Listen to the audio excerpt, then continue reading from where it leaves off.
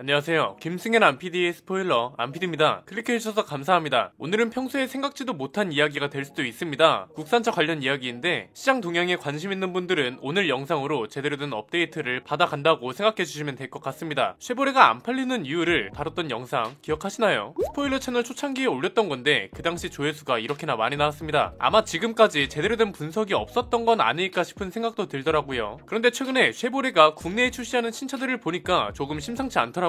아마 이제는 국산차가 아니라 수입차를 타던 사람들이 갈아타는 브랜드가 되지 않을까 합니다. 오늘은 쉐보레가 한국에서 안 팔리는 이유, 그리고 앞으로 쉐보레가 대박 낼 수도 있는 이유까지 순서대로 나오니까요. 편하게 들어주시면 감사드리겠습니다.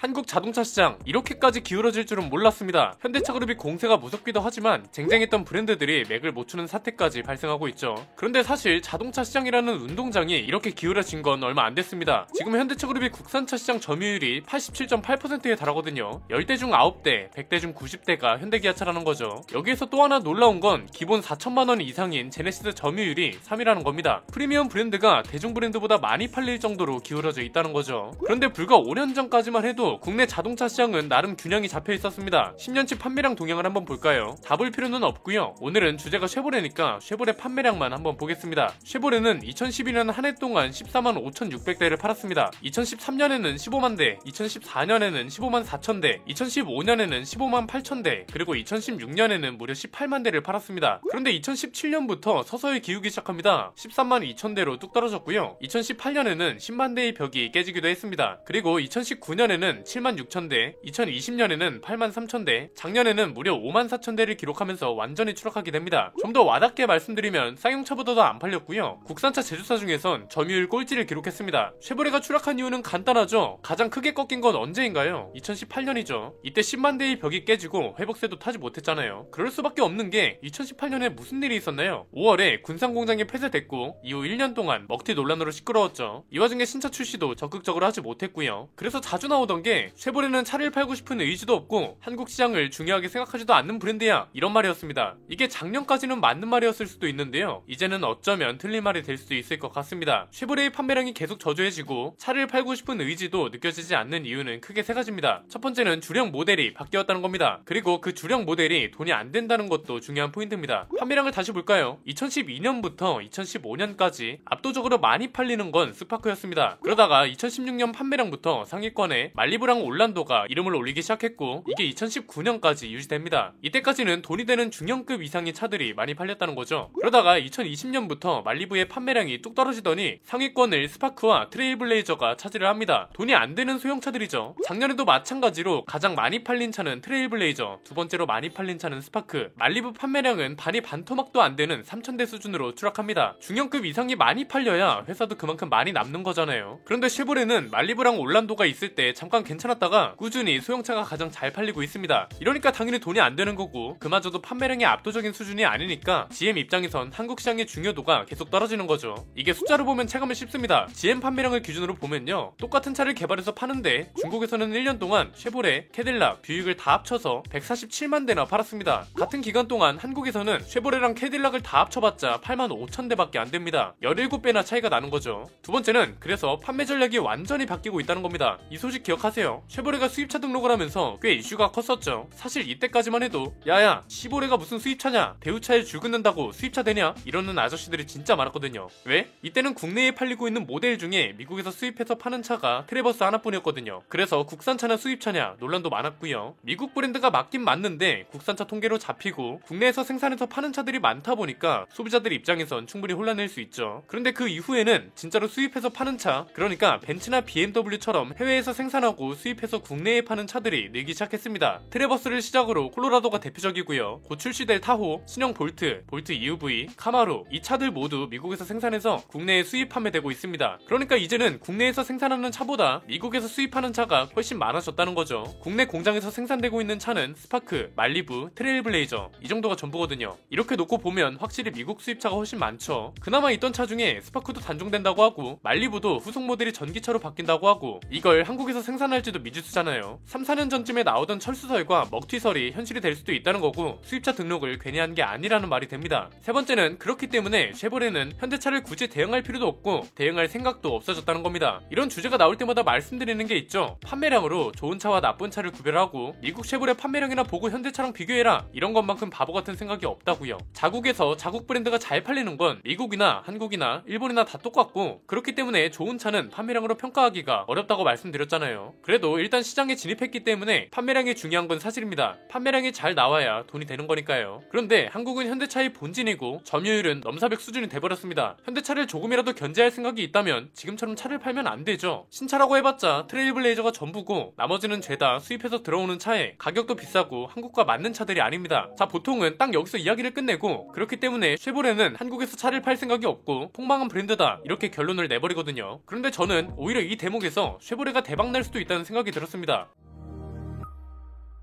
이것도 크게 세 가지입니다. 첫 번째는 국산차냐 수입차냐 애매했던 인식을 수입차로 완전히 바꿀 수 있을 것으로 보인다는 겁니다. 이건 뭐 길게 이야기할 필요도 없죠. 지금 팔리는 차들도 이미 수입해서 파는 차들이 많고 타오같이 미국을 상장하는 차들도 오고 심지어 GMC도 들어온다고 하잖아요. 이쯤에서 그런 생각이 드실 수도 있습니다. 왜 이렇게 크고 비싼 차들만 들어오냐, 이런 거죠. 이유는 간단합니다. 스파크를 15만 대 파는 거랑 트레버스 같은 차를 5만 대 파는 거랑 수지 타산이 거의 비슷할 겁니다. 오히려 수익성이 더 좋을 수도 있죠. 왜? 가격 차이만 봐도 스파크는 아무리 비싸야 1,700만 원이고요. 트레버스는 6천만 원에 달합니다. 그냥 단순 계산해보면 1,700만 원짜리 스파크를 15만 대 팔면 2조 5,500억이고요. 6천만 원짜리 트레버스를 5만 대 팔면 3조가 됩니다. 두 번째는 평가 기준이 수입차가 되면 쉐보레가 가져갈 수 있다는 게 정말 많다는 겁니다. 쉽게 말하면 지금은 경쟁력 없는 국산차지만 수입차로 넘어가면 경쟁력 좋은 수입차가 돼버립니다. 작년 판매량을 기준으로 봐도 수식어가 아예 달라집니다. 국산차 브랜드 중에선 꼴찌고요. 수입차 브랜드 중에선 3위에 해당하는 수치입니다. 당장 수입차로 인식되기는 힘들겠지만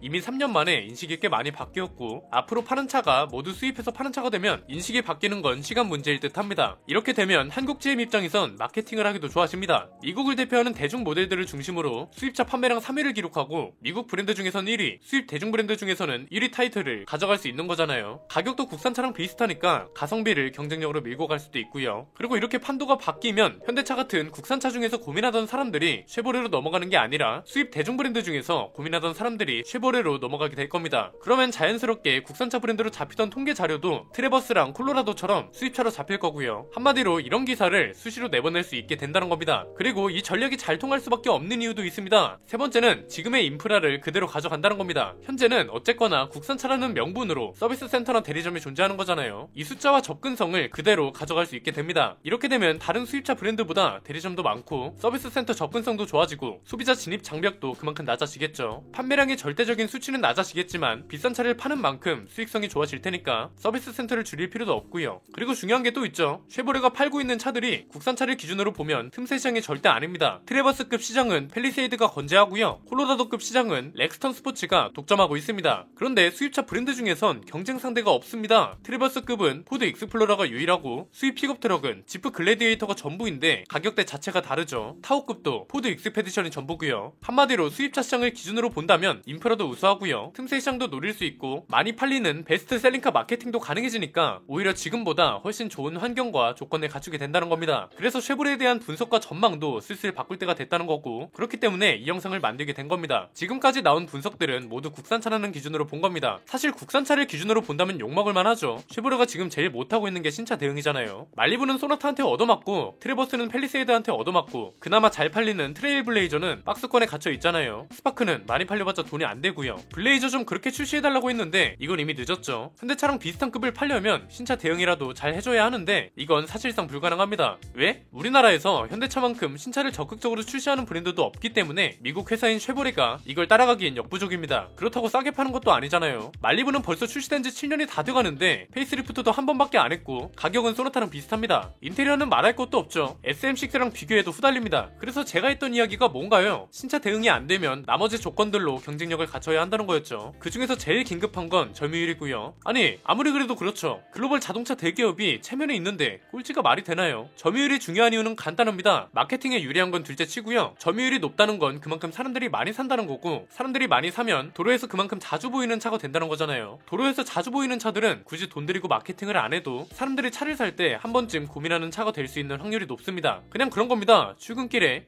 차 바꿔야 하는데 뭘로 살지 고민이네. 요즘 저 차 되게 자주 보이던데 한번 알아나 볼까? 이러면서 가격도 알아보다가 대리점도 가고 시승도 해보고 구매까지 이어지는 거죠. 가장 돈도 안 들고 가장 효과적이고 가장 합리적인 마케팅이 된다는 겁니다. 그래서 박리담의 전략이 그 무엇보다 중요하다고 말했습니다. 가격이 저렴하면 수익성은 떨어지겠지만 그만큼 많이 팔면 되잖아요. 저렴하다는 장점 때문에 사람들이 많이 사고, 이렇게 되면 점유율도 올라가고 수익성도 보장되니까요. 그런데 지금은 이 전략이 필요 없게 됐습니다. 수입차 기준으로 보면 신차도 나름 적극적으로 나오고 있고요. 가격도 괜찮고 점유율까지 3위입니다. 국산차를 기준으로 보면 차 팔 생각도 없고 의지도 없는 브랜드가 되지만, 수입차를 기준으로 보면 와 이렇게 적극적인 브랜드가 있나? 이렇게 된다는 겁니다. 자동차 시장이라는 게 아다르고 어다르다는 걸 알 수 있는 대목이죠. 그리고 GM도 한국 시장을 딱 이 정도 규모의 시장으로 보기 때문에 신차 출시와 브랜드 전략을 이렇게 가져가려는 게 아닐까 싶습니다. 오늘 내용은 여기까지입니다. 앞으로 이런 기업 동향 이야기도 가장 유익하게 스포일러 해드릴 예정이니까요. 구독과 좋아요 알림 설정을 통해 가장 빠르게 받아보셨으면 좋겠습니다. 안PD의 자동차 백과 쉐보레가 대박날 수도 있는 이유 편이었습니다. 감사합니다.